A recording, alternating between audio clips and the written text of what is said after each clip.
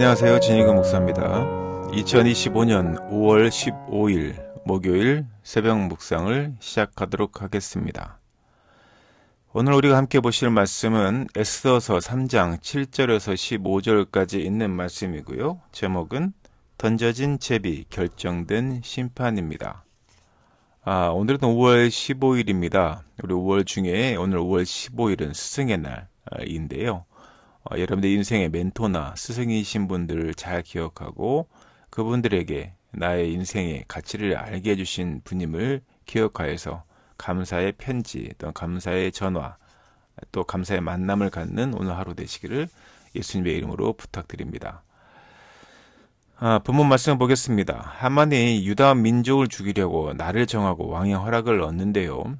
왕의 인장이 찍힌 조서가 공포되자 이제 수산 상황이 술렁이게 됩니다. 본문 말씀을 좀 더 깊이 들여다보도록 하겠습니다. 그 해의 첫 달에 하만은 주사위, 즉 부르라고 하는 것인데요. 이 주사위를 던져서 마지막 달인 아달월 13일을 유다 사람들을 죽이는 날로 정합니다. 하만은 아하수에르 왕에게 유다 민족이 왕의 법을 따르지 않고 따로 법을 만들어 지킨다며 모함하고요.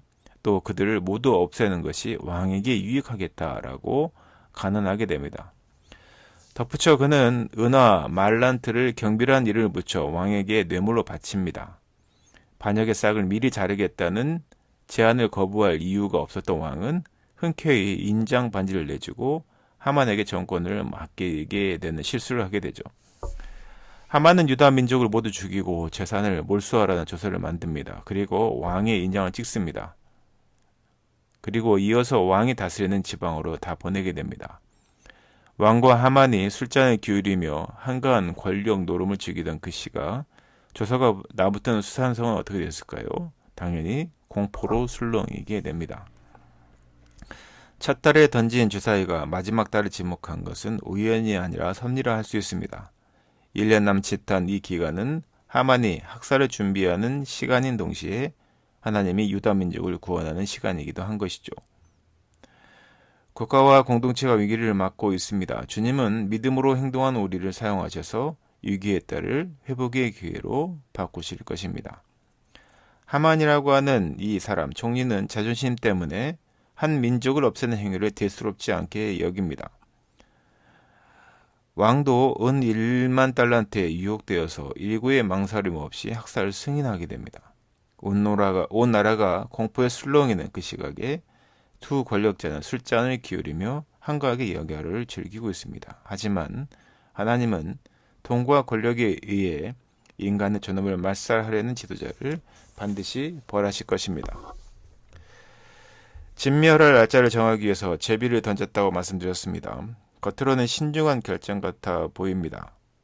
실상은 그의 불안과 조급함을 드러낸 순간인데요. 반면 왕은 생명이 걸린 엄청난 결정을 너무나 가볍게 내립니다.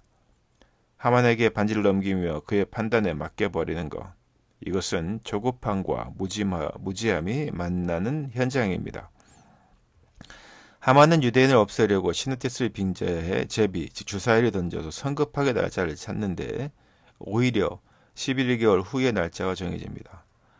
악은 언제나 조급하고 단숨에 도모하는 바를 성취하려 하지만 결국은 하나님의 시간에 맞추어 진행됩니다. 하나님의 때를 기다리는 것이 선함을 우리가 알게 됩니다. 아부하는 하만의 말만 듣고서 왕은 알아서 하라며 왕의 인장을 내줍니다. 그는 절대 권력을 가졌지만 실상은 무지함을 드러낸 것입니다. 권력을 행사하고 있지만 역사의 흐름을 읽지 못하는 허울뿐인 그런 존재임을 알게 되는 것이죠. 지도자로서 성찰도 반성도 없습니다. 올바른 판단을 내릴 줄 아는 능력에서 참된 권위가 나오는 것입니다. 하만의 학살 계획은 완벽하다고 믿습니다. 정작 그러나 그가 정한 날짜는 그가 심판을 받을 날짜가 되죠. 악은 스스로 승리를 확신합니다. 하지만 결정적인 패배를 맞이하고 몰락하게 됩니다. 십자가에서 원수가 바로 이렇게 심판을 받았습니다. 악은 승리하는 듯한 순간에 역전하시는 하나님의 구원이 빛나게 될 것입니다. 인간은 스스로 운명을 결정한다고 믿습니다. 하지만 하나님은 인간의 어리석음 가운데서도 그의 계획을 이루시는 것을 보게 되는데요.